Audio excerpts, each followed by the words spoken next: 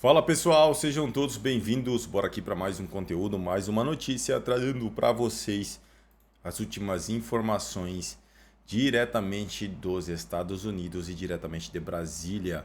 Vamos aqui com comentários do canal pessoal do Rodrigo Constantino, deixando os créditos ao canal do Rodrigo na plataforma do YouTube. Se não é inscrito no canal, se inscreva, deixe seu like e o seu comentário. Isso faz uma enorme diferença para a gente aqui dentro da plataforma. Não se esqueçam de ativar o sininho das notificações para ficar por dentro de tudo que acontece no meio político. E pessoal, assista esse vídeo até o final para não perder nada desta notícia bombástica que acaba de chegar agora diretamente de terras norte-americanas. Bora pro conteúdo, bora pra informação. Ah, mas estavam lá perfilados, todos de cueca. Claro, eles tiraram a roupa de guerra deles, né, o camuflado de guerra deles, para se passar de cidadão do bem. Aí pessoas como o senhor, que vive numa bolha, que não tem a mínima noção, que é um lugar hostil, dominado pelo tráfico, fala essas asneiras. Aliás, esperar o quê do senhor, né? O senhor se vangloria de ter criado essa porcaria de audiência de custódia, onde os presos saem rapidamente, em menos de 24 horas. O senhor acha bonito. É uma vergonha isso. Mais vergonhoso ainda é o seu presidente, o pai dos picanheiros, que não quis colocar o exército para auxiliar. Por isso que morreram os policiais. É uma vergonha. Esperar o quê? De um presidente que fala que é para roubar, para tomar uma cervejinha. Esperar o quê? De um presidente que defende bandido, que foi aplaudido nos presídios depois de sua vitória e que fala que o traficante é vítima do usuário. Tira a sua bunda da cadeira, vá até o Rio de Janeiro, suba um morro ao lado dos policiais, depois você vem falar essas asneiras. Você vai mudar de opinião rapidinho. Vítima é a população carioca que está no meio dessa guerra. E os policiais que arriscam a vida e não ganham nem um sexto do que o senhor ganha para ficar falando um monte de merda do outro lado do país. É uma vergonha. E você, cidadão do bem, compartilhe esse vídeo, porque já está brotando pessoas dos direitos humanos para defender esses vagabundos. E nós, pessoas do bem, temos que defender o certo. A polícia... Pois é, né? Essa é a grande divisão que nós estamos vendo hoje. Quem no fundo defende a bandidolatria e quem está do lado do povo, da população. Como nós vamos ver aqui, né? O povo está apoiando de forma maciça a operação, a mega operação no Rio, principalmente o povo favelado, porque sabe o que é conviver com essa gente. Enquanto isso, a esquerda intelectual, política, a esquerda radical chora pela morte dos criminosos, não pela morte dos policiais ou pela morte das vítimas dos criminosos. Essa é que é a realidade. Nunca foi tão barato ter tudo da Brasil Paralelo. Como o próprio Lula, que frequenta a favela dominada pelo Comando Vermelho com um boné de CPX sem escolta policial. Qualquer especialista em segurança, à exceção da Jaqueline Muniz, vai te garantir que é impossível subir um morro desses sem escolta policial, sem aquiescência, sem anuência do crime organizado. Ricardo Noblat, Felipe Neto, Guga Noblat, Xuxa, esses são os que usam boné do CPX. Esses são os que estão lamentando as mortes dos vagabundos, dos terroristas, que aterrorizam a vida do povo. Povo honesto, trabalhador. Porque, veja, vamos fazer aqui uma outra concessão à esquerda. Advogado do diabo.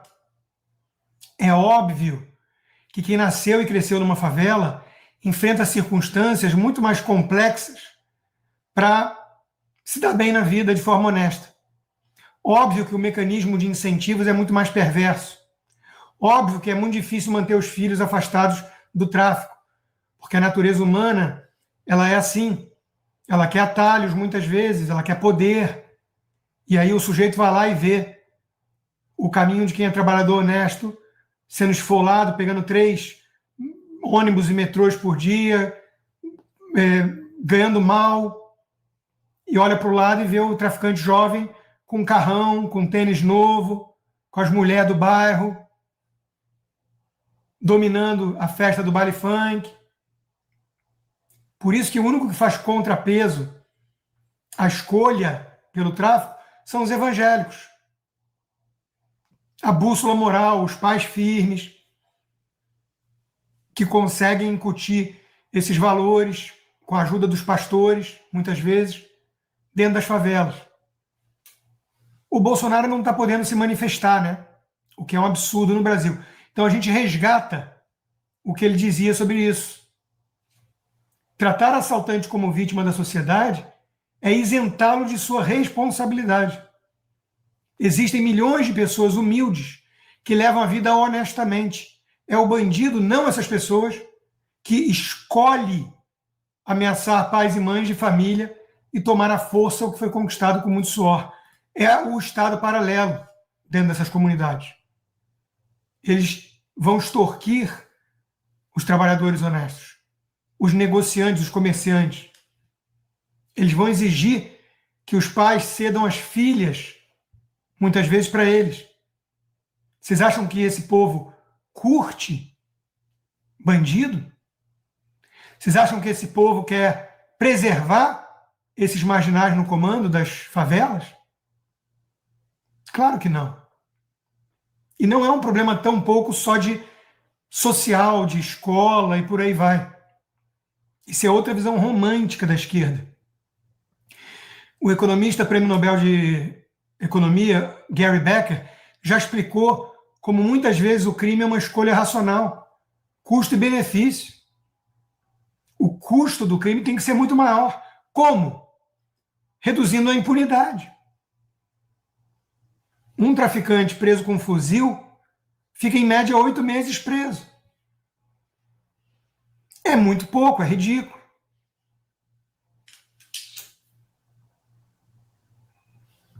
A visão romântica da esquerda gostaria que a polícia agisse assim com os terroristas. E por gentileza, senhores.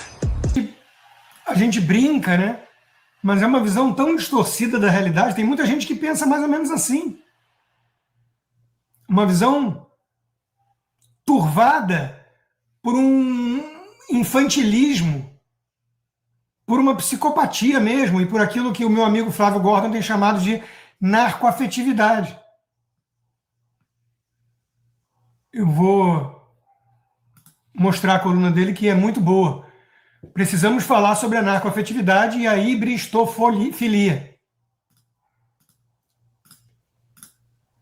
A bandidolatria, ou a narcoafetividade, é hoje o afeto político dominante da esquerda brasileira.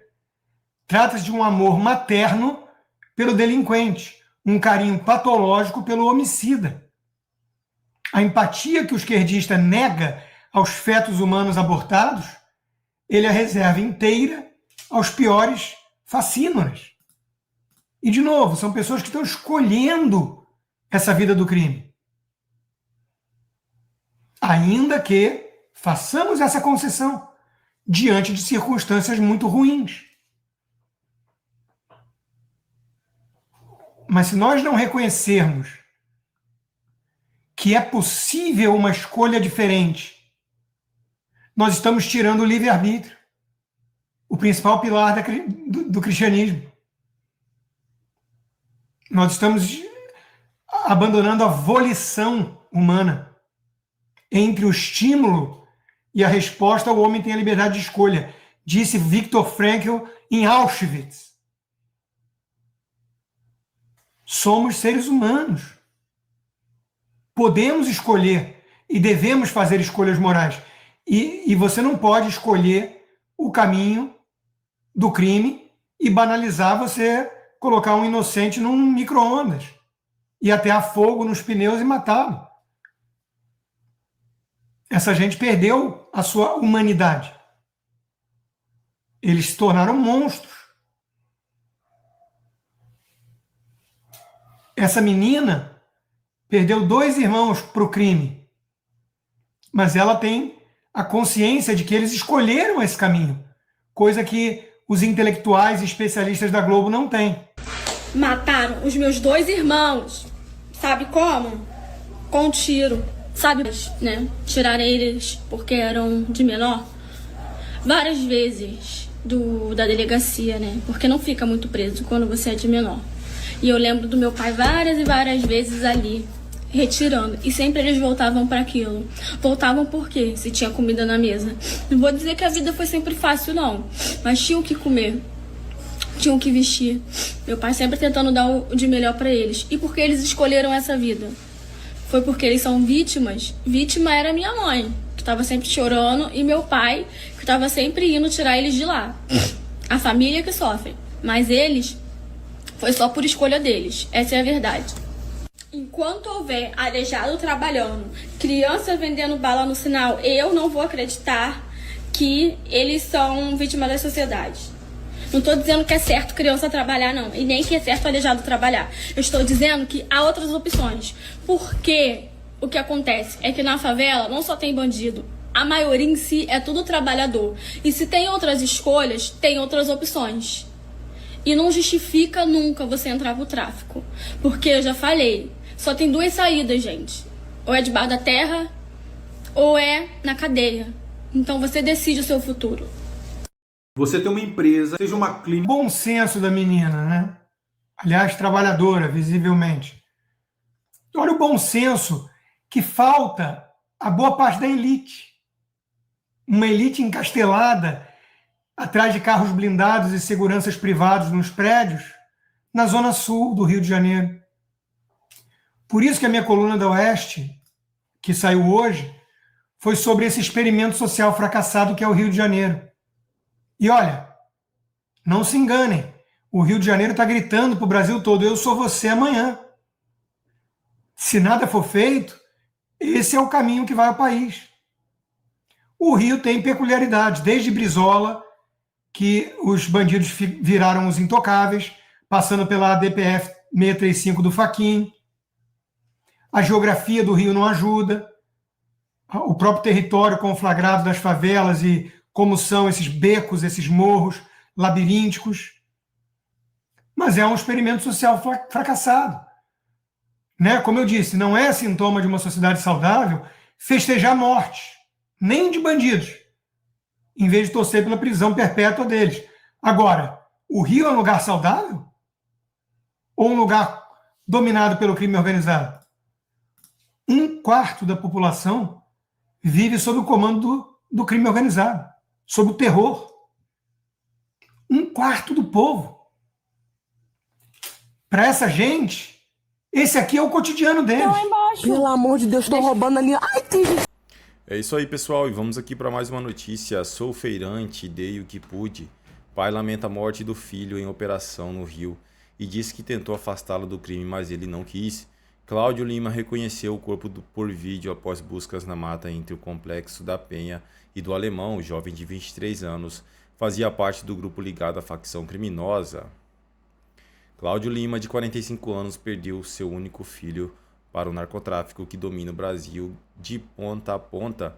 Ele passou mais de 24 horas procurando pelo filho desaparecido após a mega operação que deixou 121 mortos nas comunidades da Penha e do Alemão, na zona norte do Rio de Janeiro.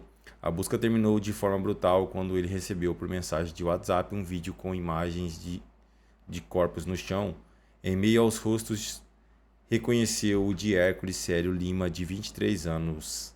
A confirmação veio na manhã da quinta-feira, na região da Vacária, uma área de mata que se tornou ponto comum de encontro desde o início da operação Contenção.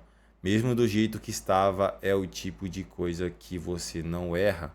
Era ele, disse Cláudio ao Globo, emocionado enquanto aguardava do lado de fora do Instituto Médico Legal, no centro do Rio.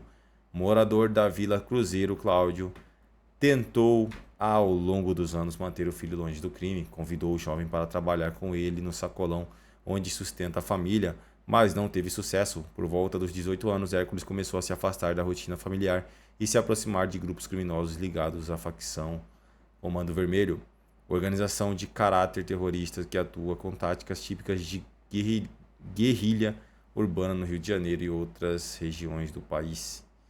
Atualmente, Hércules morava com o avô, mas o pai e filho seguiam em contato frequente. O corpo foi liberado pelo sepultamento no final da quinta. É isso aí, pessoal. Agradeço a vocês pela companhia e até o próximo conteúdo.